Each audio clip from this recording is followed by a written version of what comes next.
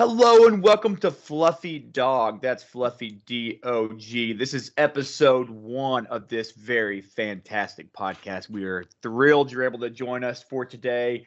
And you might have a special co-host who you haven't seen in a long time. Now, what is this show? This show is a twice a month podcast where we explore different players in the communities and their thoughts on lore. We are hoping they are able to share their origin story of 40K, if you will, and just really explore their love for this faction and really what got them going with the faction we're going to be talking about. Brad, do you have any thoughts on that?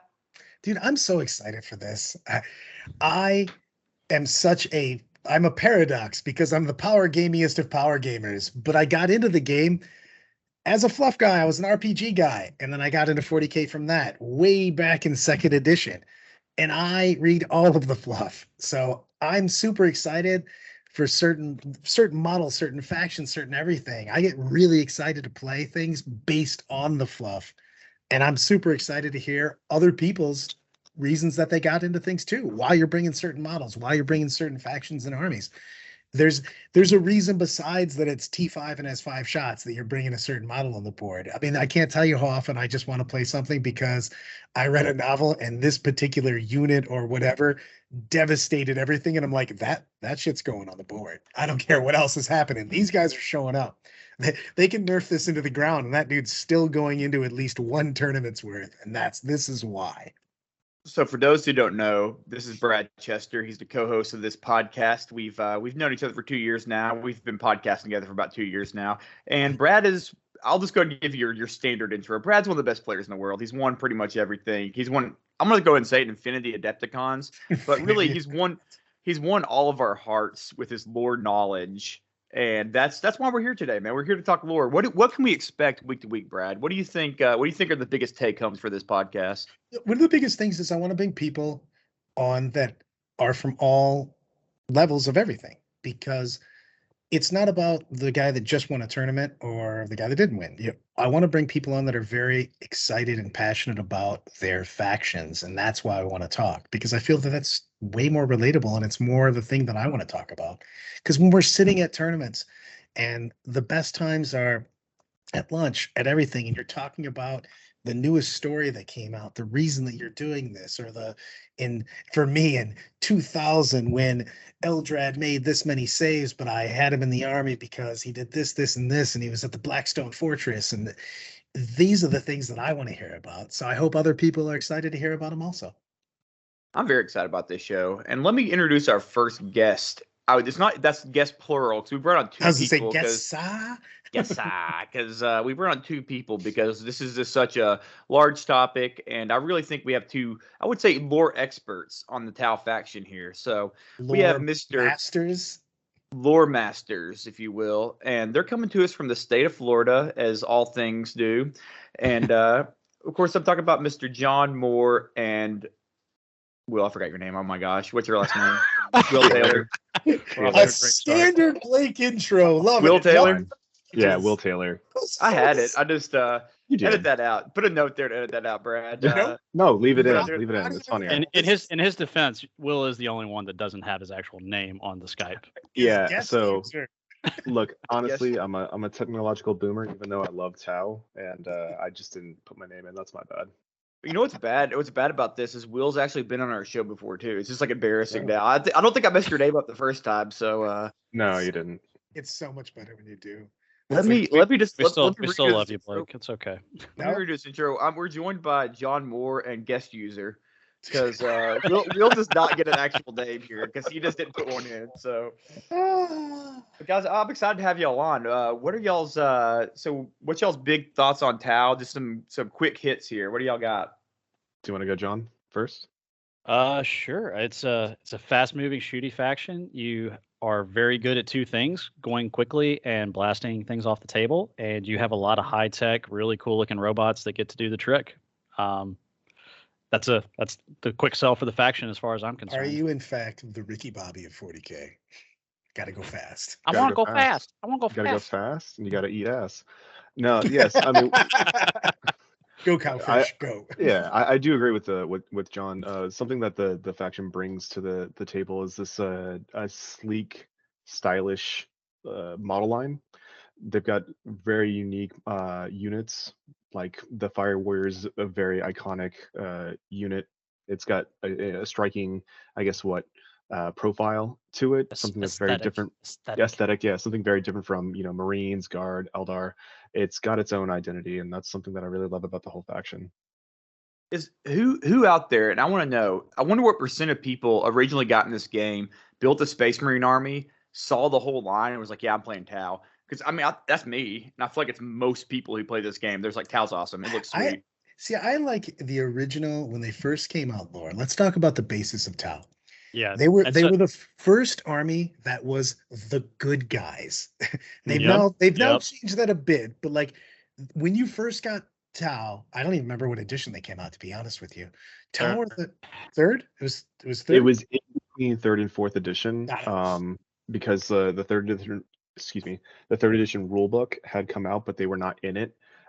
Their codex came out before the fourth edition rule book, and then they got a prominent page for their background lore in the fourth edition rule book. They had some model showcases and stuff. That was the first time they got a prominent role.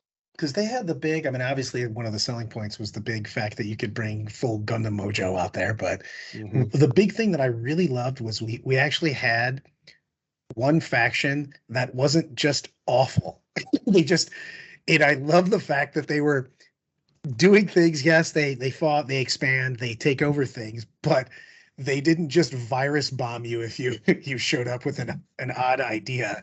And they weren't just straight evil from the warp, or Tyranids trying to murder you, or Necrons is just the great evil trying to kill everybody after 65 million. But they were this new race that got together for the greater good when the Ethereals came in, put the caste system out there.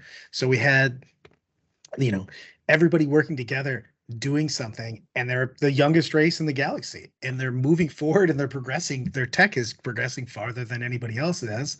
And you could say that they haven't reached their dark age of technology yet, but it doesn't look like they're going to. And it was really cool that we had somebody that you could kind of root for. And everybody's going to throw tomatoes at me now, like, oh, we're rooting for Tau, the faction that people love to hate on the game. So what do you guys think about that? Just the overall Tau, like the story behind them. Will, you want to go first on this one? Sure. I mean, I remember when I started playing Warhammer, Tau was actually my first faction, so I didn't really know too much about what was going on in there. Like, I'd been shown the Eldar Codex and the Tyranid Codex, and Tyranids were originally the army that I was going to go with first because I was a big fan of Starship Troopers. But after looking at the model line and seeing that they basically had Gundams, I was like, yeah, that's me all the way.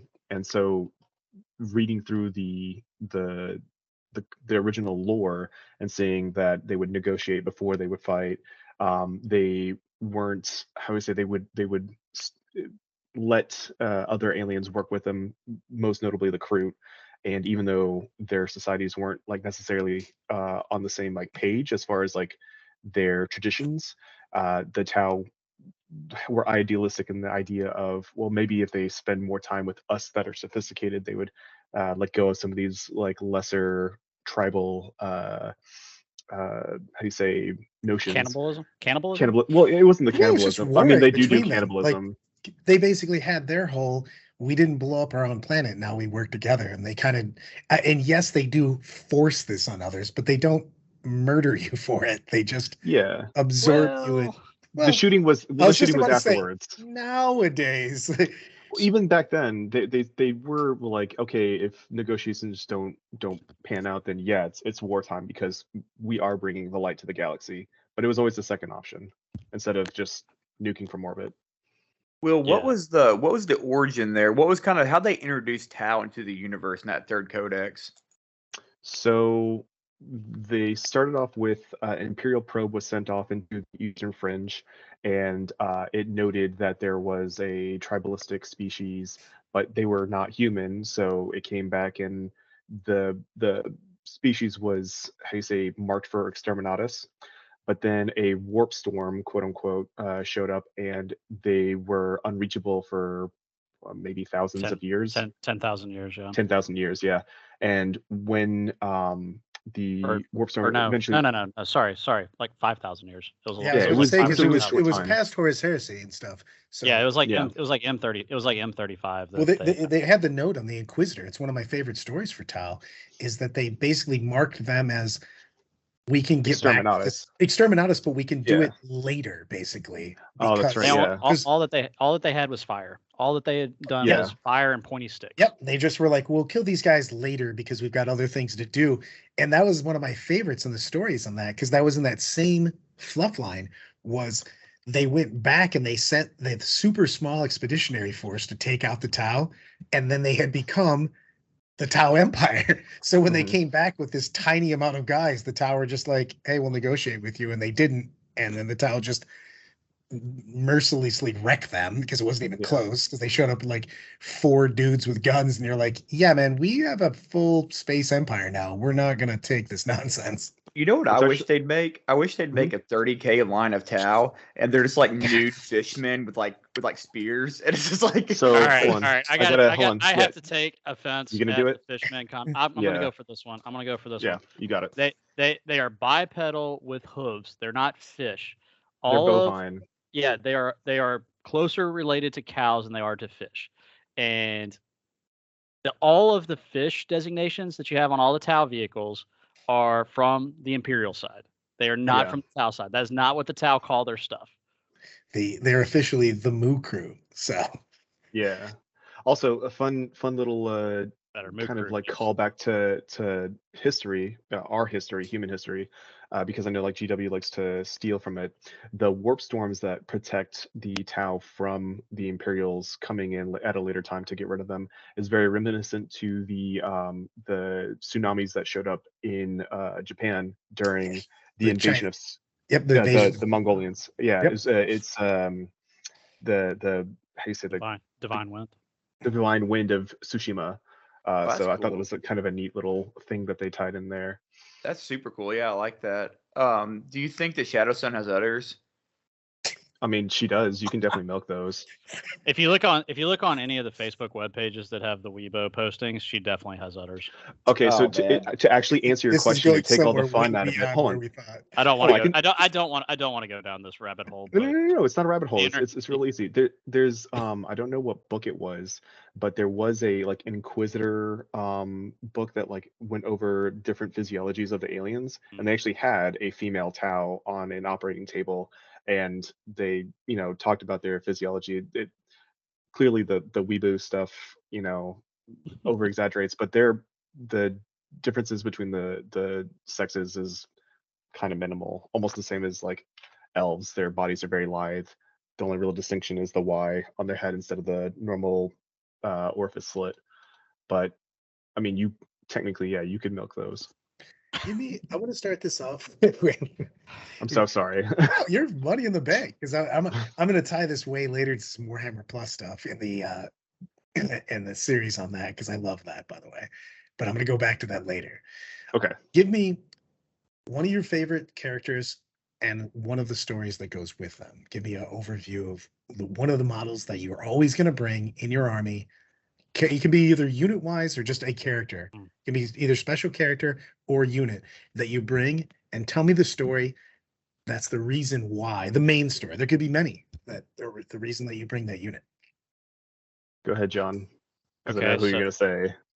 well, so the easy answer is Farsight, but I don't always bring him because I don't always play Farsight Enclaves. But yeah, but I'm saying that's one of the go-tos though. That's the whole reason that we want to talk about this, is that yeah. So the fluff reasons that you're bringing things in your army. there's so many good ones, but I'll go ahead and take Farsight because Farsight is, he is kind of the rebel of the Tau. I mean, he's the commander, the fallen star who led their crusades to retake the worlds from humanity. They defended during the Damocles Gulf when humanity was trying to actually, with vicious intent, destroy the Tau, and he was one of the prime commanders that held that off. So he's a hero of the Empire, but then he goes on this reconquest crusade, and for some reason, when he's almost done with the reconquest, he goes rogue and just disappears, and then founds this string of colonies. And in the early books, it's kind of like, well, what happened? Why did he go and do all this? Why did he turn his back on the Empire? Is it And even him? Is it yes, another guy that's taking yeah, up the mantle? exactly. And so it's for a long time it was this huge question mark on the Tau. It was like the dark underbelly of the quote unquote pure faction, like the good guys. And it was like, okay, there's something weird going on here. But as they develop the lore and you kind of get more of the ethereals being, a little bit more nefarious than what you had in the earlier versions, and you get Farsight's story, which if you haven't read the Farsight Enclave supplement that came out, I think it was 7th edition. Primo. It's honestly one of the best pieces. So It was good. 6th edition. It's Yeah. honestly one of the best pieces of lore that GW's put out, book or codex otherwise. I mean, Can you give us a an overview, kind of the key points on that one? Because it's so big. Yeah. Because you find out that he's basically the guy that's getting just besmirched over the entire empire. Yeah. And he was actually trying to do the right thing via him, at least. So the short story is that, and this is in all the codexes, but there was an incident that happened on a relic world, I think is what they called it, but Arthas Moloch, and it's this old, it's an old civilization, and they were destroyed, and all that's left is the ruined city. So just kind of empty streets, temples, all this stuff. Not human, it's something else. They're never really clear on what exactly it is. But he chases an orc warband that had been harassing his troops there, and they have a battle. But during the battle, they open a warp portal on this dais that was a sacrificial, basically a sacrificial altar for the gods of chaos, and all these demons just start pouring out and slaughtering the orcs, slaughtering the Tau. They've never dealt with demons before, so Farsight thinks they're just aliens. So he marshals the troops, and they're fighting back. And at some point in the fighting, he looks into the portal and actually sees into the warp and sees chaos and everything, and it knocks him unconscious, and he survives with his sanity intact somehow. But when he comes to, he's like, basically the thrall that the ethereals had on him is broken. He's like, they have been lying to us. The universe is not just this completely ordered, rational place. Like, I looked into the realm of pure chaos, and I saw the evil beneath everything. And so all the ethereals in his expedition, they get annihilated because the demons know what ethereals are. It's a common misconception that Tau don't have souls or anything like that. They do. They're just very dim. It's like if a human was a fireplace burning, a Tau is like a candle or something. So they have a soul, they have a presence in the warp, but they just don't attract attention. But the demons could tell that the ethereals were the leaders, and so they went out and killed the leaders. So, Farsight has no ethereals at this point. So him and the commanders are basically like, well, we have to get rid of this. Like, we have to close this off, or else this is going to be bad. So they seal it off, and now his expedition is just left without any ethereals. But he has this secret that would undermine the entirety of what the ethereals are preaching. It would undermine the entire philosophy of the greater good, that the universe is just this, ordered place that they can take just by the light of science and reason and everything. And so he makes the conscious choice. I'm not going to go back. I'm not going to submit myself to the ethereals. I've got my people here. They're thriving on these new worlds that we've got. We're going to fortify, and we're just going to hold the line on this side, and I'm not going to go back. And so much of the Farsight way of war is based around the battle suits, which are the iconic part of the Tau, particularly the crisis suits.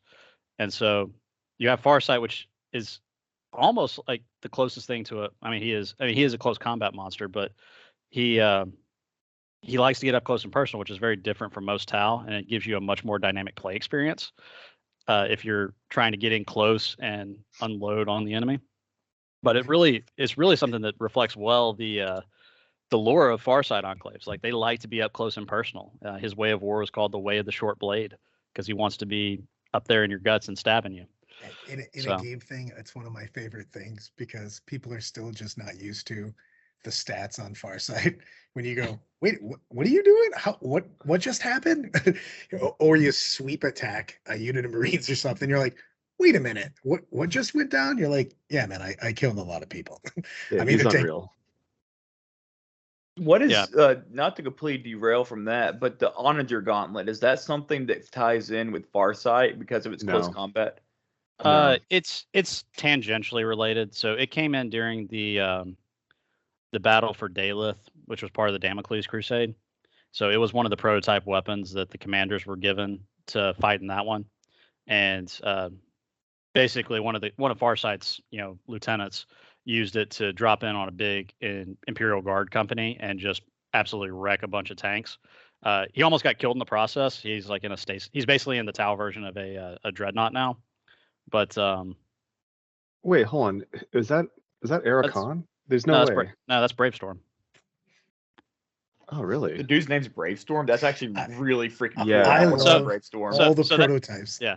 So that's another thing. So the Tau are not born with a personal name. They're born with their caste name and their caste position.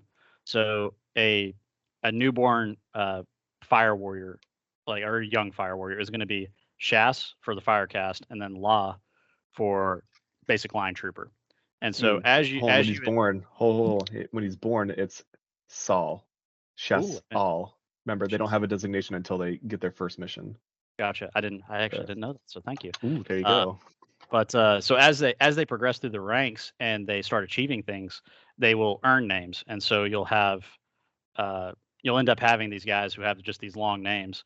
So Farsight's full name is something stupid. No, it's Shasso Viorla. Chief Bootnaka, I think it was for sure. It's long. I think it's Shasso Viorla Cass. Oh gosh, where is he at? Shova, because Show's. Oh wait, did he drop Show? That was his original name, but I think that original one. I think that was short. Yeah, but dang it, they don't have it in this one. Okay. And then Montier is at the end because everybody who's been in a fight gets Montier. Yeah. I like that. I love. It's one of the things I love about the Tau and the fact that they have because they have a mix, because they always do that a little bit. They give a mix of old societies from Earth, of course, and they did Tau partly Japanese with the caste society and stuff. And I do love that, though, that you have. I said that I love the prototypes because you have this Earth caste that's trying to make everything work, and they just keep giving some of the top. You're not even the top people, but like the effectively would be lieutenants.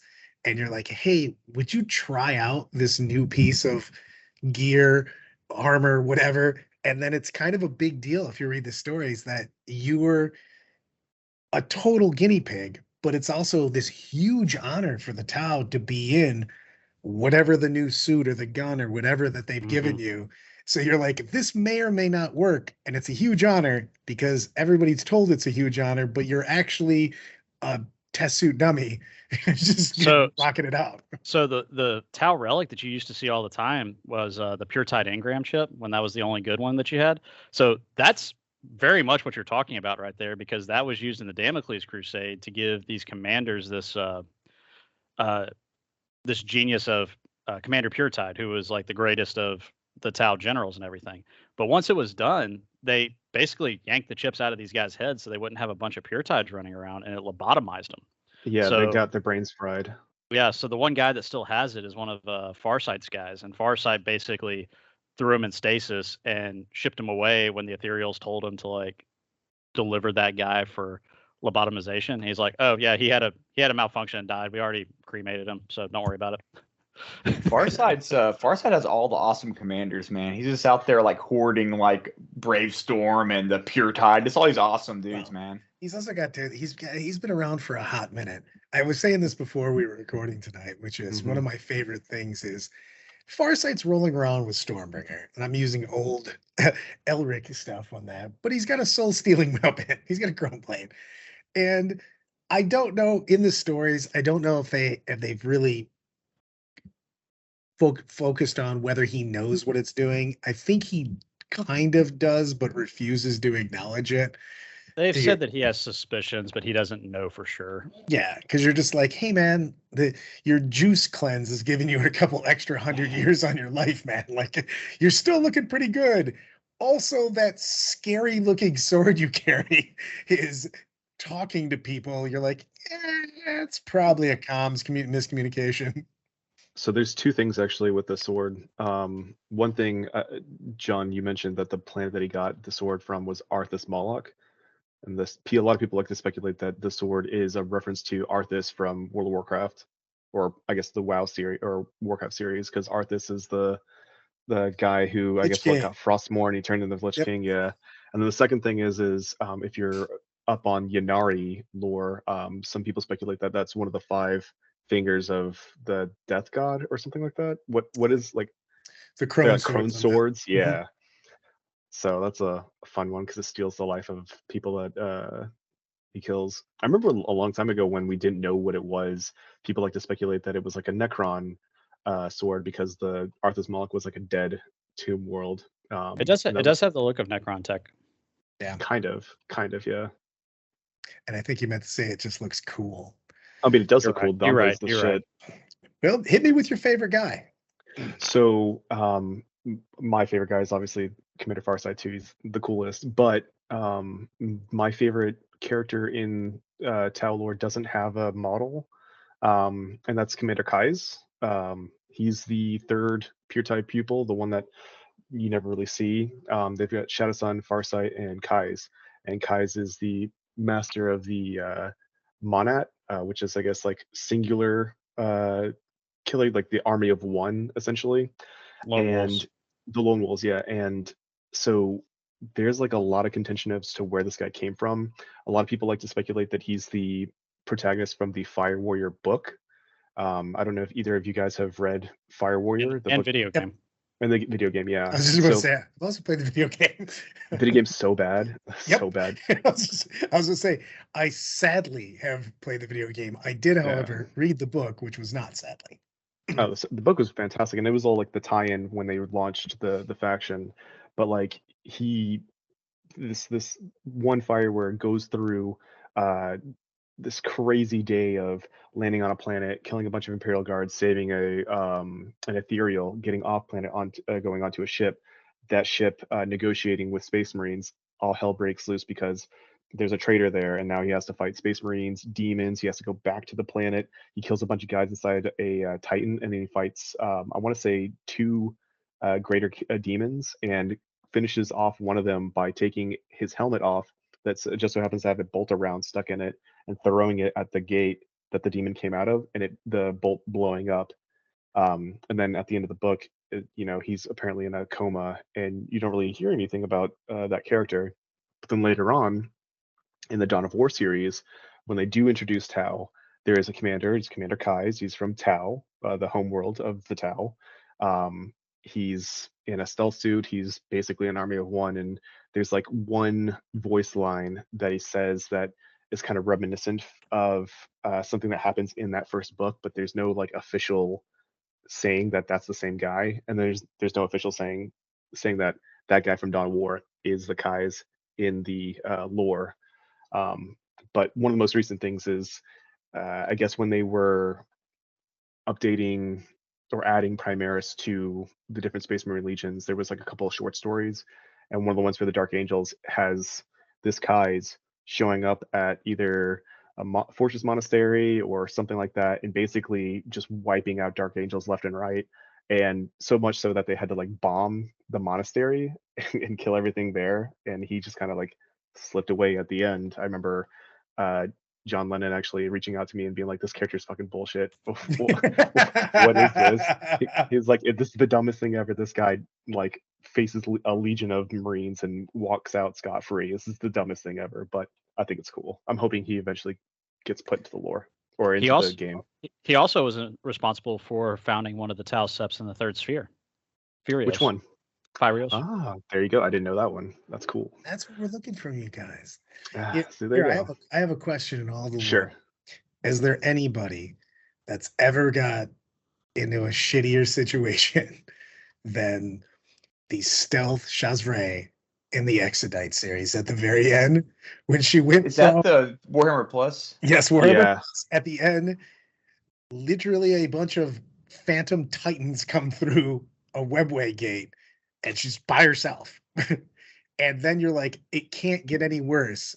And then all of a sudden she goes to the Dark Eldar city and is getting harassed by Harlequins and Dark Eldar. You're like, I don't think anyone's rolled more ones than they have than that series. You're just like, man. So, Hey, so this hey, is Will, non-canon. do you want to do you want to talk about the fourth sphere expansion, or should I mean, I? we can, but actually, to answer Brad's question, it's non-canon, but there was a crappy 40K MOBA that was trying to be like League of Legends, and they did, in fact, the whole thing was inside a Dark Eldar arena, and that was like Jeez. their reasoning behind it. And there was an Ethereal and a Tau Fire Warrior as playable characters in that game. So God. 3 people ended up in Kamaro. So I will toss this one out here because this one I think is just worse. I mean, they're in a bad situation as you described. Like that's not ideal. Ending up in Kamarok's pretty bad. So the Tau figured out how to do warp drive without figuring out how to do Gellar fields. Fields. Yeah. So they launch an entire their whole fourth sphere of expansion gets launched with these new prototype warp drives, and they basically did the first test with a drone. It came back, no problems. Ethereals were like, good enough, put people in it, send them off. They open up a freaking warp portal in the middle of space, and it sucks up the entire fleet and just eats them. And you find out later that there's a wormhole that was created through this, and this whole just expeditionary fleet just went straight through the warp to the far side of the galaxy with no Gellar fields. And well, that's going to leave a mark. and the Tau survived. Their auxiliaries did not, because the ones that didn't get turned into warp spawn, the Tau just mercilessly exterminated on the far side. So I would put that one in contention. For I'll give you that. That brings it up to a big thing on this. It's one of the things that I would love to see in the game, and it disappoints me a little bit, is in the books and the fluff, there's a crazy amount of Tau auxiliaries, people that they've absorbed into the Empire. I'm going to give both of you a chance on this. I'll go Will first. What race from the fluff would you like to see on the board for Tau? So I want to see Demiurge. I think that Demiurge would be a really neat and different, I guess, thing, because like you've got the sleek, stylish Tau, you've got the feral-looking Kroot. Demiurge would be like a very stout, hardy looking auxiliary, because Demiurge are essentially and give everybody what they are. Demiurge are basically Votann before Votann became Votann. They're like dwarves, but they have like hardened skin. They're more like rocky Votann. I want to say that their vessels are usable in the Battlefleet Gothic video game, if I remember correctly. But that was like their big thing, is that the Demiurge kind of helped with trade routes, which now Votann do. I think that they would be really cool to see on the tabletop. Also, I would really love an update to Vespid. There are way more Vespid out there than what we've got, and the models that we have do not do. I want to say it was Jess Goodwin did the art in the 5th edition book. That sounds right. That sounds right. And like his art is fucking beautiful. I remember flipping through that book and seeing that art and being like, wow, these guys are so cool, and then getting to the models and being like so incredibly disappointed. Yeah, I ended up making my own, and they were just Tau Fire Warriors with little rotary jump packs on their backs, and they look so much better than the old models. But I would say Demiurge for sure. Though. Yeah, I would say the ones that came to the tip of the to the front of my mind was the Nikosar. They are they're a very potent psychic race, and if memory serves, they look like just giant bears that are kind of like, they can't really walk because they're kind of, their bodies are a little too big, but they just float around on these anti-grav things, and they're just very potent psychers and spacefarers and stuff like that. They're I don't know if you can get them on the table. Yeah, they are. Yeah, that's the thing though, is they legitimately have, if you look through the fluff and the different stories, they have like a ton of people with them. And weirdly enough, and people don't get this enough, this is why, because back when we first had allies and stuff, people are like, well, why can Tau ally with Imperium? And you're like, because there's a huge amount of planets, human planets, that are just kind of absorbed and or are not considered absorbed, but they're at least trading with and friendly with the Tau. And that's a big deal, like a huge amount, like billions of people are underneath that.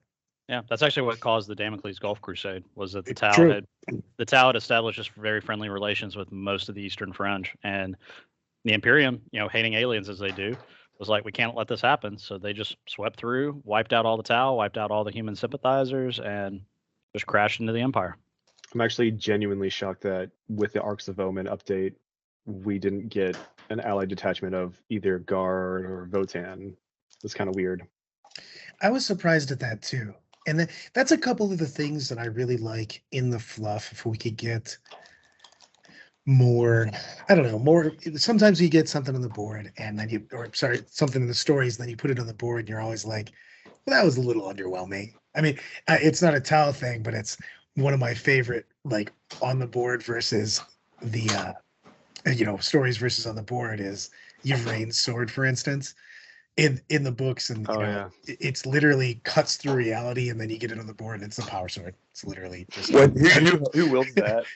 Yvraine literally in the story, she has something that cuts through space and time, and on the field, it is strength +1 AP3. Who is that? What character is that? It's Yvraine. Yvraine, the Inari. The cat lady. Oh, okay. Yeah. And then I think that they actually did it semi-right because Farsight's actually kind of a badass.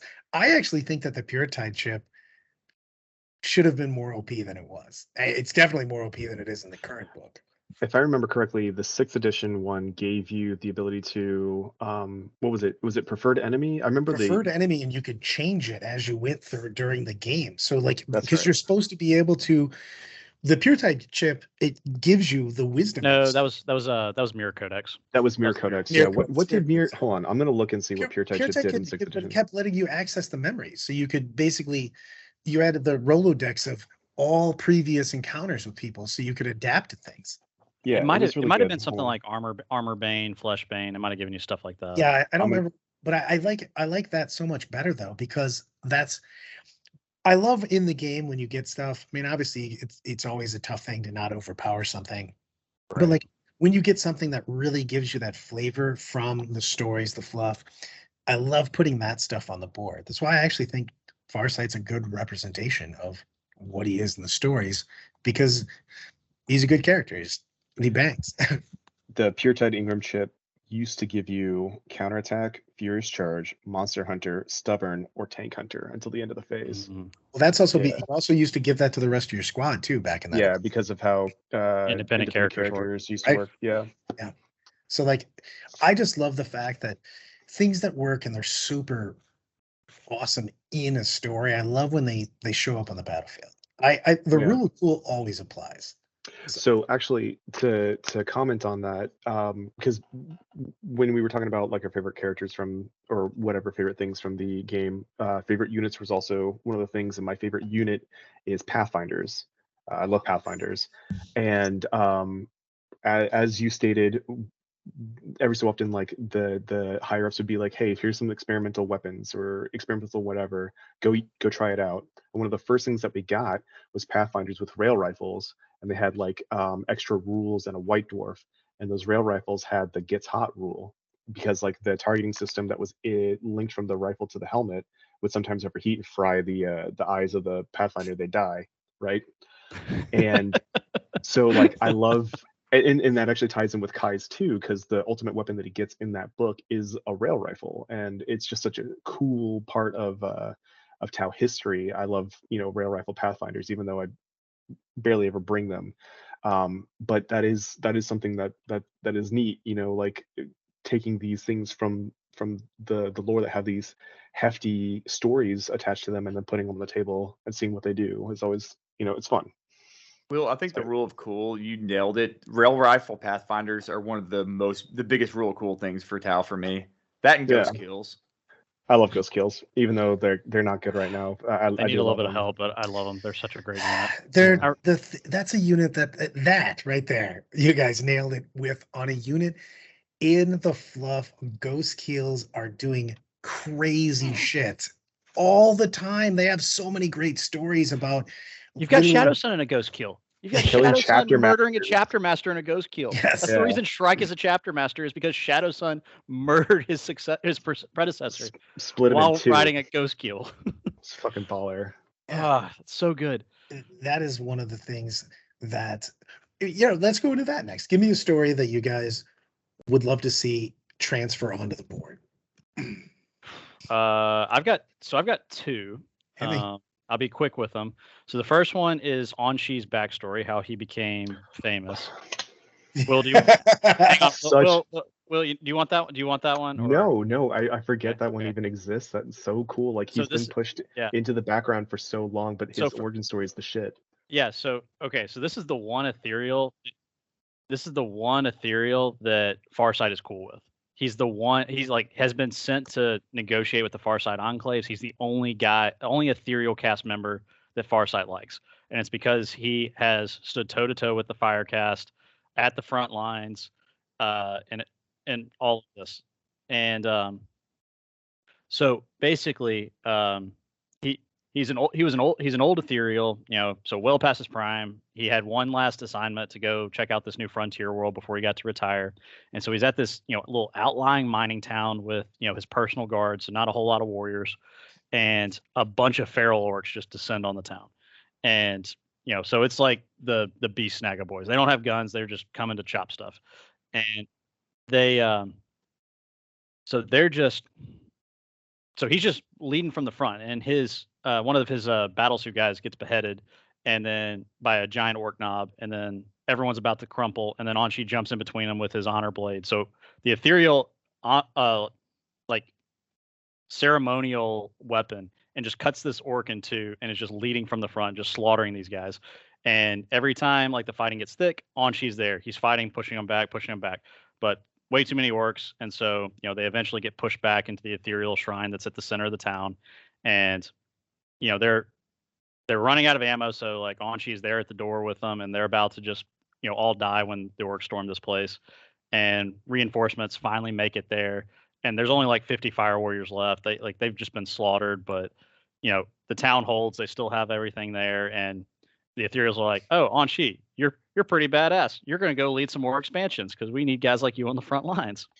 He was originally supposed to retire to, like, I guess they've got like a retirement planet that's all like all Tau.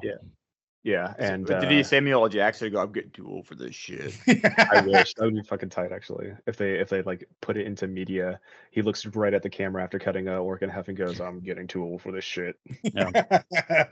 But for the longest time, he was the only ethereal that I actually would ever put on the table, just because that story was just so amazing. And he's actually, like, as far as Tau go, I mean, he's probably the second. Well, I don't know if he's the second best close combat anymore. He's the best one that's not in a battle suit for sure. Yeah. He's not bad at all, man. I was looking at his stats at first points. He's actually not terrible. The only thing that sucks about him is that he's locked Viorla. So, like, I mean, you can take him in other sets and not mess with anything because of like the ethereal clause, but he was born on the wrong planet, man. But so that's his story, and the other one was from the Farsight books, and it's it's when I forget which Hive fleet it was. I think it was Behemoth. But they come into the Farsight enclaves and are just crushing it. And this is when Farsight comes out of retirement to go save the enclaves, and he's trying to fight them back on every front, and he just can't do it. He can't do it. The Mont Ka's not working. They're adapting too quickly, and so he goes on this like little, I guess, spirit journey. It's Kraken. Sorry, thank you. Hive fleet Kraken, no problem.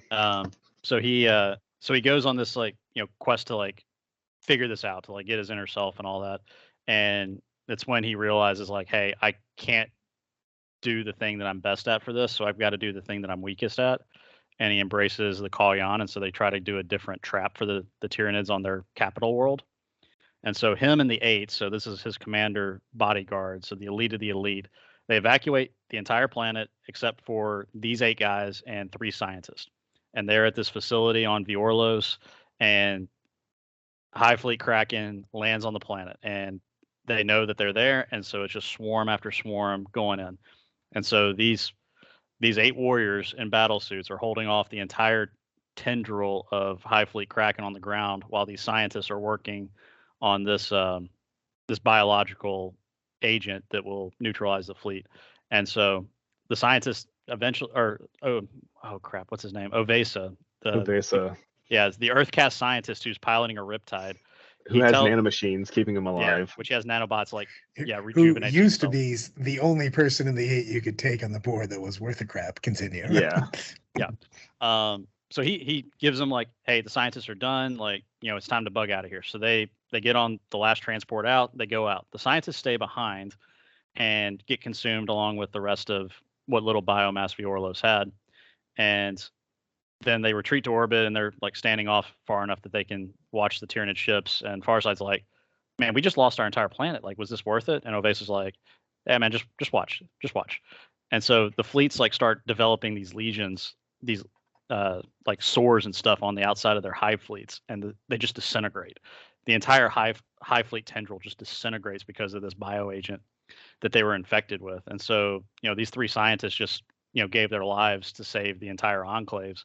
And Farsight, in the course of this, has now like basically become the new Pure Tide in all this, and now leads the enclaves from the front again. So that's right. I forgot he had like a little depressive emo phase for a bit there. He went and sat at the bottom of a volcano so that he could feel the heat. Yeah, that's right. On his skin. That's right. Yeah, his whole body is like shard and shit now. Can we all agree that Ovesa was basically Reed Richards? So Yeah. Basically. I love that Without guy. the stretchy arms. Without the stretchy arms, yeah.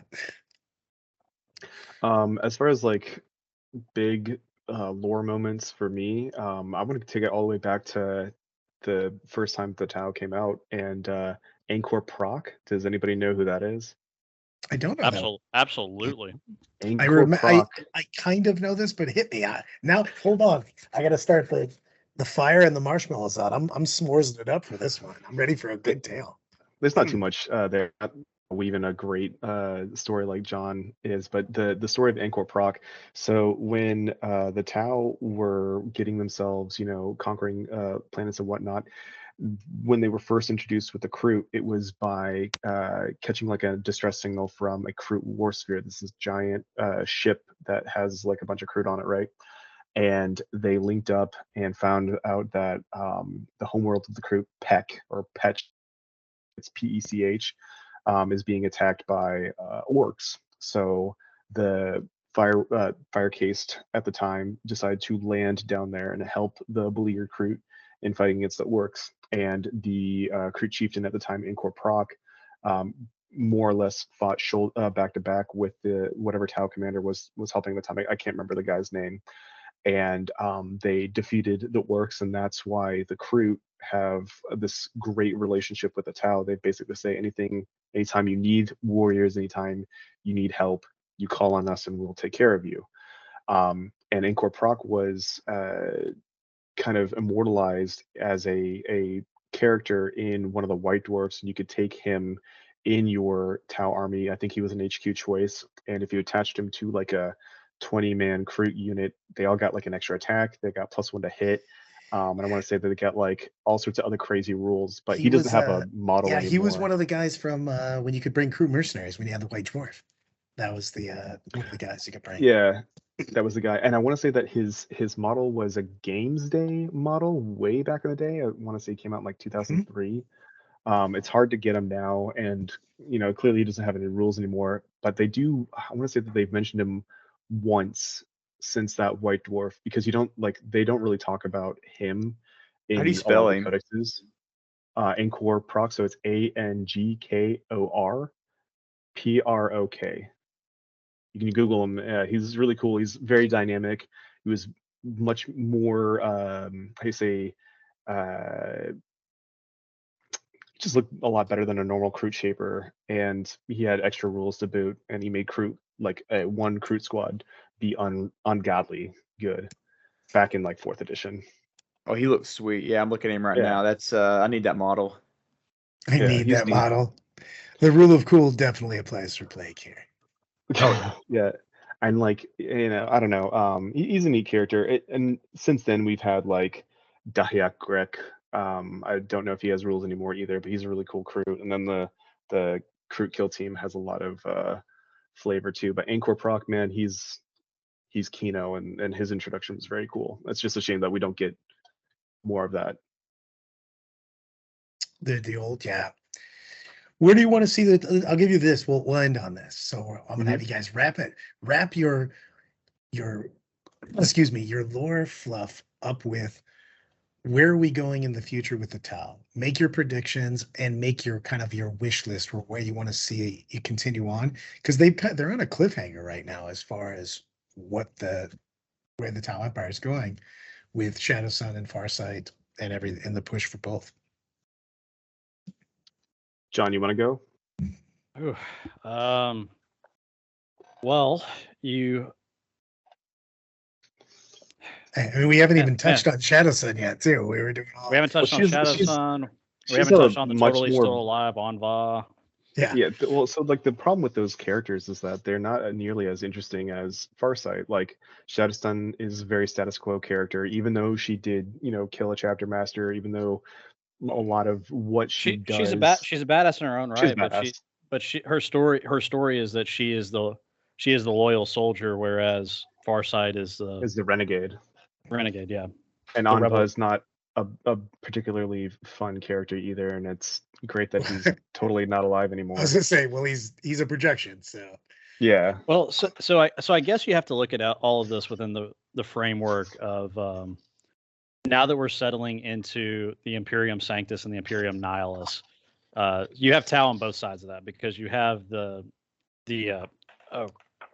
Nemyar Atoll, which is like the Tau fifth sphere, which is the survivors of the fourth sphere, and then the fifth sphere, and they're on the other side. So you have the Tau with a stable route over to Imperium Nihilus, and you have basically the Blood Angels and their successors that are over on that side that are trying to unite everything. But the Tau more or less have free reign on that side of Imperium Nihilus. So I could see that from a story perspective, you're going to have a lot more expansion over there. You've already had them coming into contact a lot more with forces of chaos, like Shadow Sun and a Death Guard fleet came toe to toe when the Death Guard were trying to go through the wormhole that they created. The Starter Nexus, yeah. She came up against Morty. Morty was there. Yeah. Like they kind of just bypassed the fleet. I think they took some shots at him and stuff, but they crashed through, pushed him out, and got past them. There was a major conflict because they were like back to the wall trying to stop them, and they got through. Yeah, and then they just disappeared in there, which is a fun one. Mm-hmm. What they there's talk of a god of the greater good that was born in the warp when the Tau went through from the prayers that they had trying to survive in the warp. So that'd be an interesting one to have a little bit of a Tau warp factor. I don't really like that, and I hope they don't go that way. I like the fact that the Tau don't really have the warp presence, and that the ones who know about it are, they shun it and stay away from it. You kind of can't have really any large scale conflicts in Imperium Sanctus, so because the Imperium kind of set the entire Damocles Gulf on fire with an Exterminata shot. So you've got a giant wall of fire that's just kind of blocking that off, and it's really hard for even Imperial ships to get through in the warp. So I think that the Tau lore is going to shift over. I think you'll still have the Farsight enclaves and all that. You'll still have the main Empire side of things that's going to be doing stuff in the Eastern Fringe, so that you can have your stories for the guys on that side and everything. That's great. I think you're going to see a lot of expansion into Imperium Nihilus, and I think it's going to be against a lot of forces of chaos and renegades. Nice. I think that's the way that they're going to try to push the Tau side of things. Let me say, I just bought an Anchor Proct on eBay, but how much did you spend? I want to end these episodes. This is something that I was thinking about earlier. I want to have a reading list. If you were going to recommend some books that's great idea.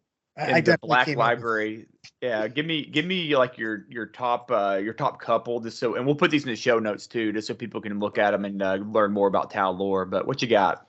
So I like to make the joke that I'm illiterate and I don't read, and I haven't read that much after high school, but I would suggest Fire Warrior. Fire Warrior is the penultimate Tau book. It was literally made to introduce the faction. I will say that there's like a couple of retcons since Fire Warrior introduced the Tau having like cyan blood. That is not the case anymore, but it's good. It's a good book. I remember rereading it not too long ago. I really like that book. But John is more of the reader.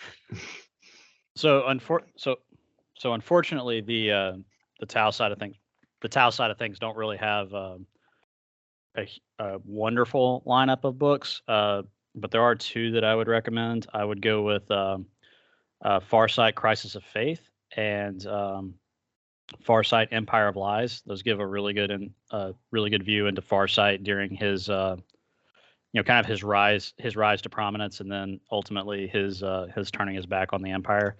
I think there's one called Damocles. It's another good one. It's about just the Damocles War. I want to say that's from the Imperials' perspective. It's So the Imperials' perspective though, but they go back and forth because they have a POV. So they have a Tau POV, but I think the most of the 80% of the book is Imperium on the Damocles one. Make sure to not Google Tau POV though. Oh yeah, no, don't do that. Or do it. Who cares? Or just Everybody go down. You got some extra time, just go down that road. Google blueberries. Yeah. Good stuff. Blue waffles. Blue waffles. Okay. Please. Anyways, don't do that one. That one's awful. Absolutely did not do that one.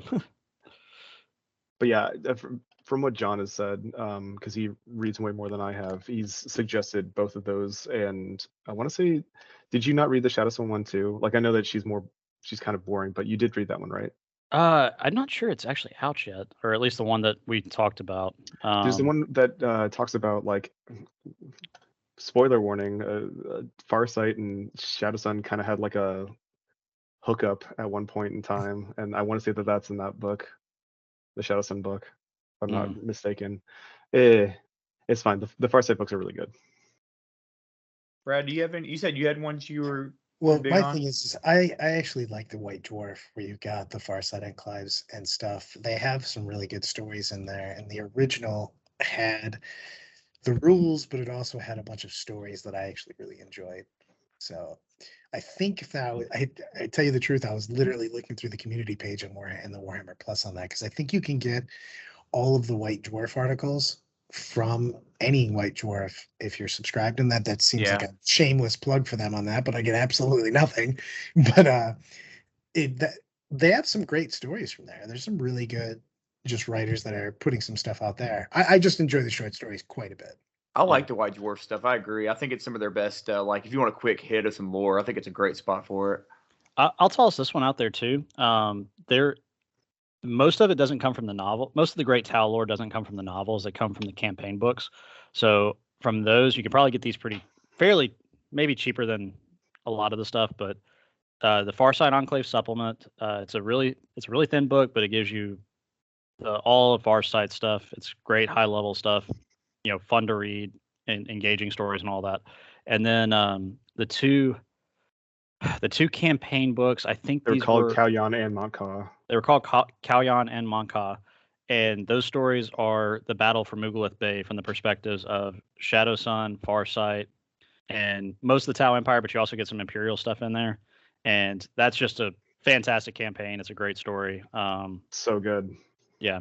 So the rules in that are completely outdated, but the story portion of it is absolutely fantastic. It's I'll say the codexes give some good lore too. Like, most people just don't ever read that or even remember it's there. But you can learn a lot about your factions, but just open your codex. The most recent one was not. The most recent one was very thin compared to all the other ones. But I feel the older books, yes, the older books. The older ones, yeah. What's the best codex for Tau lore? 5th edition. I was gonna say 5th edition. The 5th edition book for sure, but definitely the Farsight supplement. Like, I remember getting this book and going through the lore and being like, this is completely different from anything that they've ever written for the faction. It's really good.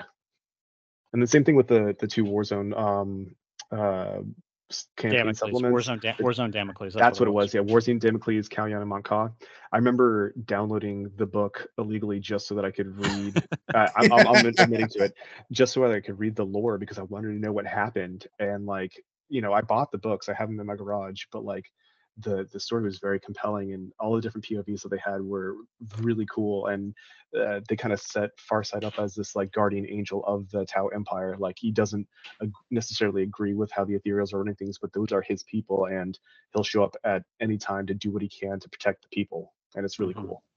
That's awesome, man. Well, John and guest user, I'm very glad you're able to come on with us today.